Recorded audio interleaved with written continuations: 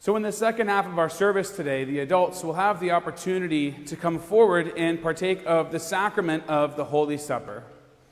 And the Holy Supper is a really important act of worship, and it represents sort of our partnership with the Lord. It represents the ways in which the Lord is present with us all the time. We're told that the bread is supposed to be the Lord's body, and the wine is the Lord's blood. It's supposed to represent the ways that the Lord is with us and fighting for us and guiding us and supporting us all the time.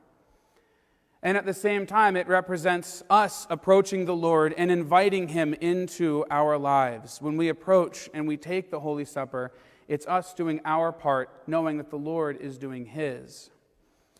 And one of the elements of the ways that the Lord is with us and leads us in our lives is that we can trust in the Lord even when we go through states of spiritual trial.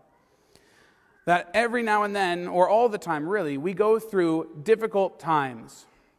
We all have things at any given moment that we are struggling with in our lives. And during those times, it's important for us to feel that we can call on the Lord and know that He will be there with us. And so that's what I want to talk about this morning. And for that, I'd like to read Psalm 55 from the Word. And what's interesting about the book of Psalms is the entire book is made up of all of these song lyrics. And a lot of them were written by David. And sometimes we don't know the background of what was going on when he wrote the psalm. We just have the words that he wrote. But there are other times where we do know what was going on when David wrote this psalm. And Psalm 55 is one of these ones where we know what was going on when he wrote it. And what was going on is covered in the second book of Samuel, and it covers a few different chapters. So we're not going to read it this morning, but I'll tell you the story of what was happening when David wrote this. David was the king of Israel. He was the one in charge of everything, right? But then at some point, his son Absalom decided that he wanted to try to take the throne from his father. He wanted to have all the power, and he wanted to take over. So what Absalom started doing was he started helping people, which isn't a bad thing. But when he would help people, he would tell them, if you have any problems, come to me instead of my father. I'm the one who's going to help you. So he started getting people to like him and go to him instead of King David. And at one point, he says, I'm going to go on a trip. And he sort of goes away. And while he's gone, he tells everyone, now's the time. Call me the king and turn away from David. And a lot of people did. And we might think that it would make sense for David's enemies to do this. If people didn't like David, it would make sense that they would say, oh, good, we don't like David. I'm glad that now there's someone else that we can turn to. But it wasn't just David's enemies who turned away from him. Some of his closest friends and some of his closest advisors that he had as king turned against him and said, we are now going to support Absalom instead of you. And things got so bad for David that he had to run away out of Jerusalem where he was king. And he had to hide because he was afraid that he was going to lose his life. And he didn't know if he was going to survive through all of this. He didn't know if he was ever going to be able to go back and be king again. He didn't know if all of these friends and advisors were ever going to come back to him. So this was the state that he was in when he wrote this psalm. And so I want to read the psalm, and while I read it, I want us to think about what David was going through when he wrote this. This is Psalm 55. Give ear to my prayer, O God, and do not hide yourself from my supplication.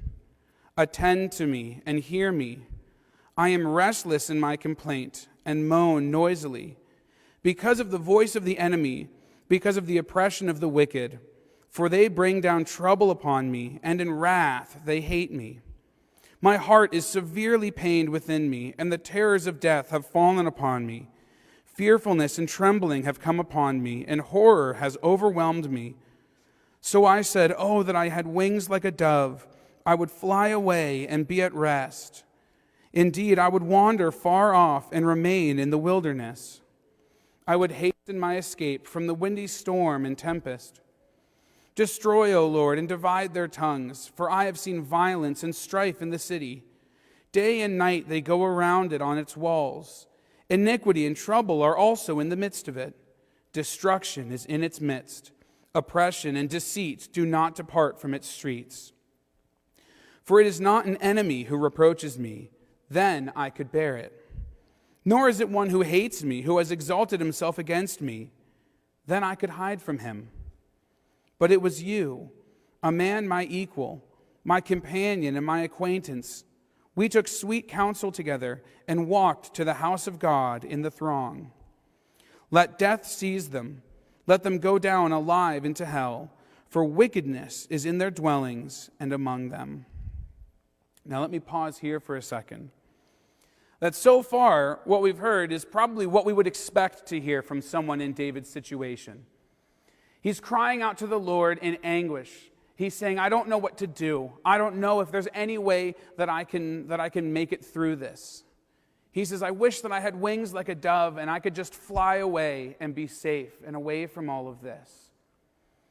And this is a state that we all feel in our lives. When we are struggling with things, that we might look at it and say, I don't know what to do, and I don't know how I'm going to be able to make it through this state.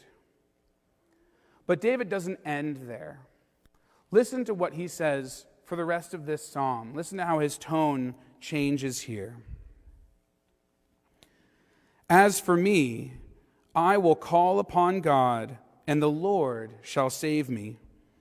Evening and morning and at noon I will pray and cry aloud, and he shall hear my voice.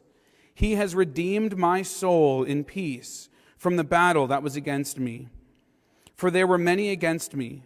God will hear and afflict them, even he who abides from of old. Because they do not change, therefore they do not fear God. He has put forth his hands against those who were at peace with him. He has broken his covenant. The words of his mouth were smoother than butter, but war was in his heart. His words were softer than oil, yet they were drawn swords. Cast your burden on the Lord, and he shall sustain you. He shall never permit the righteous to be moved. But you, O God, shall bring them down to the pit of destruction. Bloodthirsty and deceitful men shall not live out half their days, but I will trust in you. So in the second half of this psalm, David changes his tone. And rather than just crying out in anguish and saying, oh, this is so difficult, I don't know how I'm ever going to get through this. And he says, I will call upon the Lord, and he will save me. He says, I will put my trust in him. I will cast my burdens on the Lord, and I know that he will carry me through this. And this is an important message here, because we can imagine how difficult David's life must have been at that point. And in the end, if we follow the story all the way through, Absalom is overtaken and David is restored back to the throne. So things do work out in the end for David here. But in this moment, he had no idea whether things were going to work out or not. And yet his message was to call out to the Lord and put your trust in him. And I think a lot of times when we think about trusting in the Lord and we think about the way that the Lord protects us, we might think that the Lord protects us by evil from sheltering us from it. That if we trust in the Lord and we do what we're supposed to do, that bad things will never happen to us. But that's not what David is saying here. What David is showing with this psalm is that trusting in the Lord doesn't mean that bad things won't happen. It means that when those bad things happen to us, when we go through these trials in our lives, that we can trust in the Lord and know that he will carry us through. And we need difficult times in our lives. Even though it might not feel that way, we need to be able to go through struggles in order for us to be able to grow in the ways that we need to. I want to share a passage from the teachings of the New Church that talks about the use of temptations, which really are just states of spiritual trial. This is from the Arcana Celestia, number 857. From this anyone may understand what temptations, that is, the inward pains which we may call the pangs of conscience, accomplish. They take place so that the external person may submit itself to the internal person. The external person submits itself to make sure that affections for good and truth are not held back, stopped, or smothered by evil desires and by falsities stemming from them. So this is saying that states of temptation, states of spiritual trial, aren't just difficult things that we just have to deal with, but there's a use in them. That through states of temptation, that's how we actually are able to protect the good things that are in our hearts. The desires that we have to be good people, those can be taken over by evil desires or by false ideas that we may have. But it's when we go through states of temptation and we fight with the Lord against those things that we are able to get rid of those evils and get rid of those things and keep the things that are good there. And we have to go through difficulty in any kind of growth. I mean, think about when you're learning something. There's always difficulty involved. Imagine someone who's trying to learn how to ride a bike. They might look at other people who do it and they think, oh, this looks so easy. But then anyone who's watched a kid try to learn how to ride a bike, they know that there's a lot of struggle that they have to get through before they can do it. I don't know if any of us were ever able to just pick up a bike and just sit on it and just figure it out. It's difficult. And we might try it, and it's hard to keep your hands straight and keep your balance right and get your feet moving in the right way and doing that all at the same time. But when we're trying to learn how to ride a bike, we try it and we fall. And we have to get back up and we have to keep trying. And it's difficult. And there might even be times where we might think, man, I am never going to be able to do this. This is so difficult, and I keep trying, and there's no way I'm ever going to be able to ride this bike. But at some point, all of us who have learned how to do this, there comes a point where you're practicing, and somehow it just sort of clicks. That you stay straight, you stay steady, your feet are moving, and then suddenly you're riding a bike. And the second you get to that point, you never go back. Immediately, that struggle is over, and then you experience the freedom of being able to ride your bike. And from then on, for the rest of your life, you can pick up a bike, and you can climb on, and you can just go. This is the same thing that we have to do in our spiritual lives, that when we go through these struggles, it might feel like it's impossible, and we might think, why do I have to go through this? But just like David, if we are willing to put our trust in the Lord, to cast our burdens onto Him, it doesn't mean that the struggle is going to go away. It doesn't mean that we're not going to have to face it. But it'll help us know that the Lord is with us, and that once we get through that struggle and to the other side, we will experience the state of peace and happiness that comes from making it through. Amen. Let's rise for a blessing on the children.